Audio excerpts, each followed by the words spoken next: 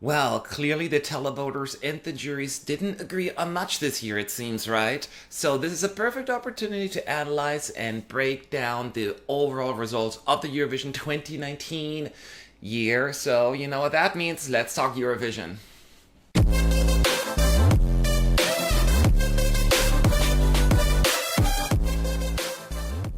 What's up, you fools? It's Matt, ESC United, your favorite Eurovision channel, and yes, Eurovision 2019 has come to a close. That means the 2020 season is starting now, but we're not quite there yet. As a matter of fact, I am still in Tel Aviv, and I had some time to take a closer look at the overall results in the grand final. And what I'm going to do here right now is share the countries with you that had the biggest discrepancies between the televoter and the jury voting. And we all know by now that there have been significant differences in taste this year. And this is not to support one or the other group. This is really just to take a look at the top 10 countries where with the largest gap in between votes. So it's interesting. Let's delve right into it. So let's take a look at the country that's in 10th place as far as the point gap is concerned. And in 10th place, it's actually San Marino. It's kind of fun to mention them in this list, but yes, they have a pretty decent gap in points as well. And the thing that surprised me the most out of everything that happened is the fact that in the televote, San Marino actually finished in the top 10. 10th place was San Marino, although the juries were having any of this as a matter of fact.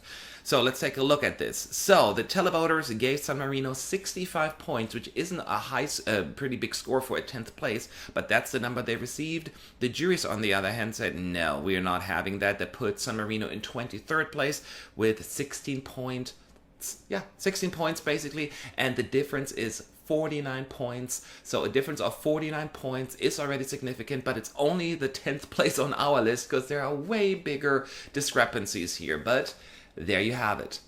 Now the country that is in 9th place on the list here of the biggest discrepancies is Malta, the song that opened the Eurovision 2019 season, and it was definitely preferred by the juries. Once again, they tend to have a thing for Malta, even though it wasn't like crazy much. They received 75 points from the juries. The televoters, once again, not too impressed with it. Maybe the fact that it opened the show kind of hurt its chances. They only received 20 points from the televoters, a difference of 55 points. Malta, once again, finds itself in that, we agree to disagree category. 9th place for Michela Chameleon.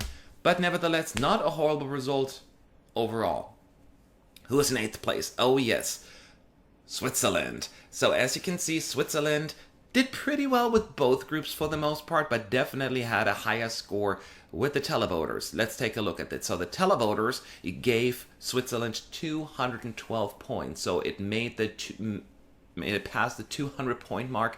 Always very impressive that it's overall a 5th place. It also finished in the top 10 of the juries in 8th place overall, but received 148 points. So that brings them to a difference of 64 points. So 64 points difference for Switzerland. They find themselves in 8th place. This has been Switzerland's best result in a very long time. Both groups liked it. Yes, the televoters liked it more, but a 4th place overall. This is the best result in many, many years, certainly since I've been watching it, and I started over 20 years ago. Let that sink in for a moment. Who's in 7th place?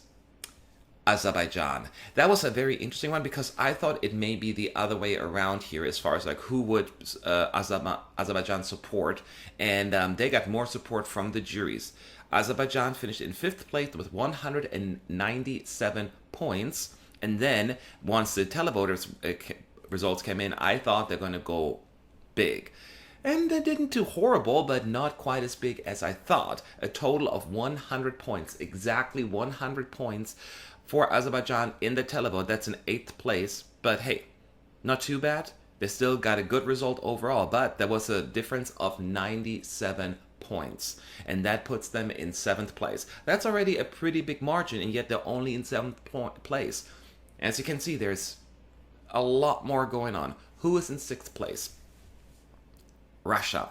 Sergei Lazarev, once again, finishing in third place overall, which is very interesting if you look at the results, because he finished, I think, fourth with the televoters and then ninth with the juries. But due to the disagreements between juries and televoters, he still finished third overall. Huh? But let's take a look at the points here. So, let's start with the juries. The juries gave Russia a good amount of points, right? 125 points. Ninth place overall is the top 10 with the juries. The televoters, as expected, gave Russia more points, put Sergei in fourth place overall. He didn't win the televote as he did in 2016, but still did pretty well with 244 points overall. And he was briefly actually in first place once his points were announced, but clearly wasn't enough to stay there in the end. And that means there's a difference of 119 points. So that is a pretty big number, and he's not even in the top 5. Once again, I can't believe what's going on here. Who is in fifth place? Hatred will prevail. Iceland. Hatari. There's a big difference as well between the televoters and the juries, and I kind of expected that, so I'm not shocked that this happened. The televoters, they really enjoyed Iceland. They put them in sixth place with 186 points. Actually, I thought they could easily be in the top 3 of the televote. That didn't quite happen, but still a really good result. However, the juries were less impressed, and once again, I saw that come in, and they've still finished in 14th place, so mid-table, with a total of 48 points, which is not that much. That's why there is a big discrepancy. And the total amount, 138 points. So that is the 5th biggest discrepancies between juries and televoters. Who is in 4th place? Czech Republic. So yes, that was a slightly awkward situation when the camera actually showed Lake Malawi's faces when they heard that the televoters only gave them 7 points. They're like, ooh, because they got a good amount of support from the juries. The juries gave them 150 points, which is a 7th place. So that is pretty darn good. However, altogether, they dropped significantly, and the difference, I think you can do the math yourself, is 143 points. So the televoters were not interested, the juries were, and I kind of predicted that, and I didn't I expected a big discrepancy like that, so I'm not surprised, but I'm happy for Czech Republic that they are continuing their fairly good track record now as of late, qualifying 3 out of 4 times now over the last 4 years. But there are bigger discrepancies. Let's discuss them. Let's go to the top 3, and there are some good ones in there. And I think you can kind of guess who they are. In 3rd place, Sweden. Sweden, once again, it seems to be the trend that the juries love Sweden, and then the televoters are not as impressed. It's not quite as dramatic as last year, but it's still significant. Sweden, not by much, but nevertheless won the jury vote by 2 points with 239 points. And it looked as that we would be going back to Sweden, but the televoters were not quite as interested.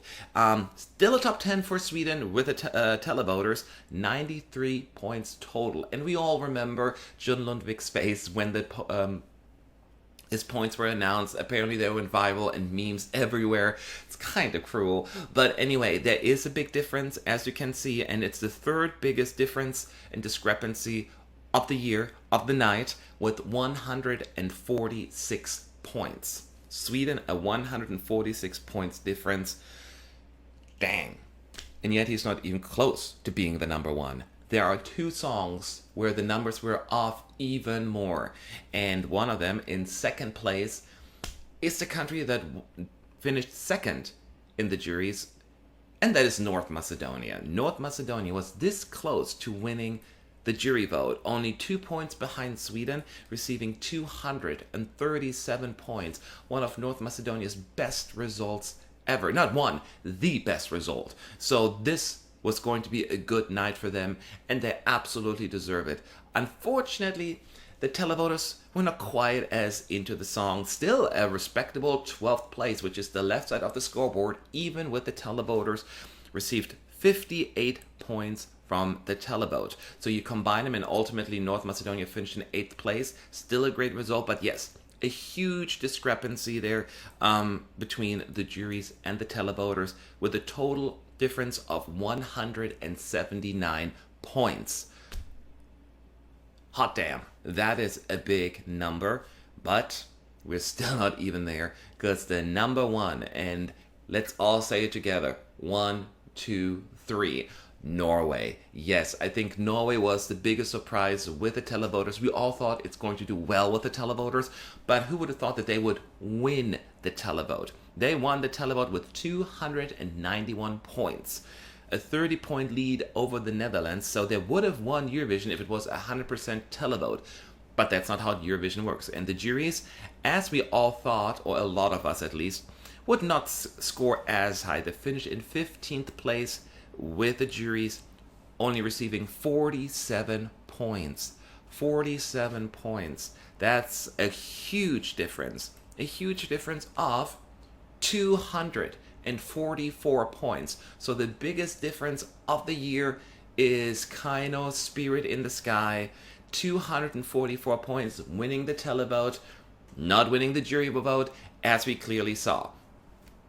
What a year that was. It made the results so much fun, so nerve-wracking, and so upsetting and exciting at the same time. Like, so many emotions, so many people are so angry at the juries and they should get rid of them. So many people are now yelling, televoters have no taste, and people are upset. So you can't win. People will always be upset. I enjoyed the show thoroughly, and I agree and disagree with a lot of the results. That's how Eurovision works. But now I would love to hear from you. What are your thoughts about these discrepancies? Who got it right? Who got it wrong? Leave your thoughts below in the comments section. I would love to hear from you. Have a good day.